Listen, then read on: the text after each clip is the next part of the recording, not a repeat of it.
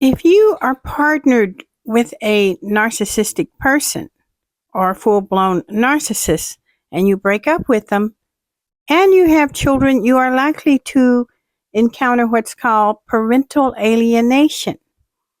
And if this person is truly a narcissist, it didn't begin at the breakup, it just intensified. And here's what happens. Now, although divorces and breakups are common and people act out of character and do all sorts of things they normally wouldn't do during such breakups, a narcissistic person will continue this behavior, and they began the behavior before the breakup, as I said. Here's the scenario. Sometimes the cover that they use as a mask is so subtle that you don't realize what it is.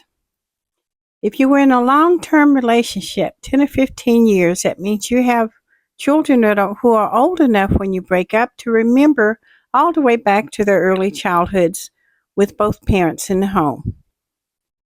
Chances are the narcissistic controlling person has used mind games to get the children to favor them. They've used manipulation to control the climate so that the children are used to the idea that the controlling parent is parent number X, the narcissistic parent. That if they cross narcissistic parent X, then they're going to get, at the very least, cold-shouldered and treated badly, as though they have committed an act of disloyalty. This fostering of a loyal bond with the children began many, many years before the breakup, more than likely, by reward systems.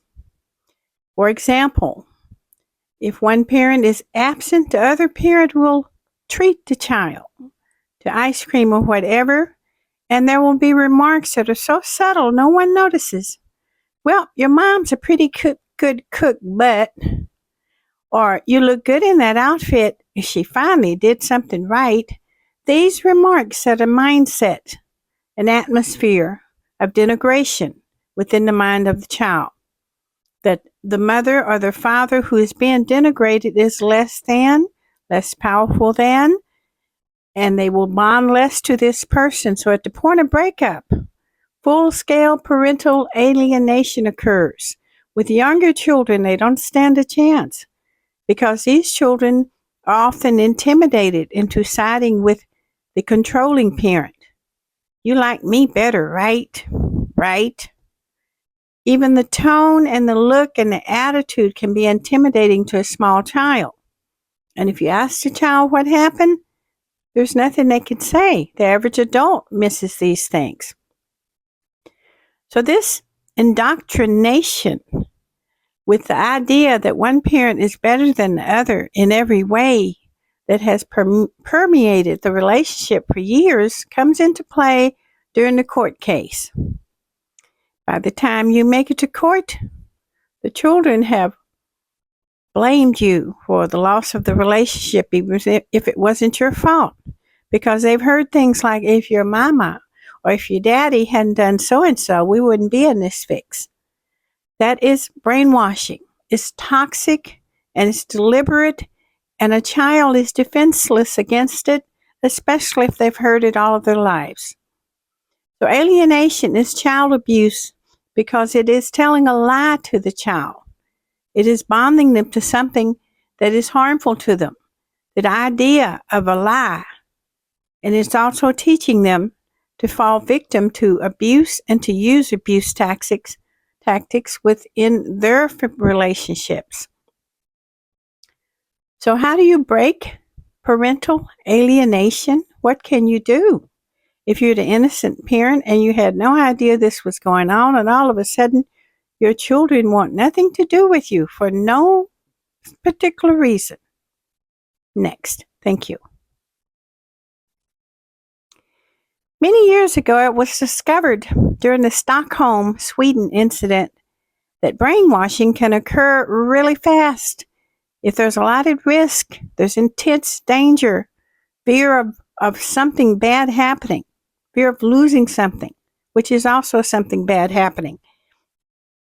And if the person dominating the circumstances is controlling it, the victims bond to that person because it's a primal safety act to stick to the person, to please the person who has the power so that you won't get hurt. It's brainwashing, classic brainwashing. In the case of alienated children, in a home with an abusive narcissistic parent, they've also, besides being brainwashed, they've been taught that there's a danger to opposing this person, to having an opinion of your own, to siding with one parent or one person over them. There's a danger to it. So the primal instinct goes back to the conditioning from early on to side with the person who has the control, therefore the power. This is classic brainwashing, washing and conditioning. So what can you do as the innocent parent? The best thing you can do with younger children, especially because they can't understand the psychology of brainwashing, is to take them to a counselor, a child development counselor who uses methods that can reach a child on a concrete level. They think in concrete format. If it's a teenager, you can reason with them and test them out. If everything you say is thrown back at you, if you say the sky is blue, no it's not, then they're chronically brainwashed. And if you cannot take them to counseling, the only choice you have is to be continually consistent. Do not bite into bad negative feeds. Don't get into debates with them that the other parent may have planted in their minds. If the parent X, the one who brainwashed them, tells them that you're a bad mother, there's no point saying, no, I'm not. What you can do is consider with them, remember the time when. Don't even bring that up. Remember the time when. Take them back to the pleasant memories you had with them and use those to rebuild what was destroyed. Remember the day we bought that pretty pink dress? Oh, yes, I remember that. Take them back to the emotional memories. They remember the good mother in those or the good father in those. But do not argue with them because they will become defensive. Arguing makes them stand strong because they feel threatened. They'll get into trouble with the other parent, and immediately they become defensive. But if you take them to former memories, former times, happiness, shared events, you're building the emotional bond without a distraction. And that is the best thing you can do. Be consistent. Rebuild the emotional ties. Do not argue with them. Don't allow them to bait you into arguing with them. Simply state the facts. Don't debate the facts. Just state them simply.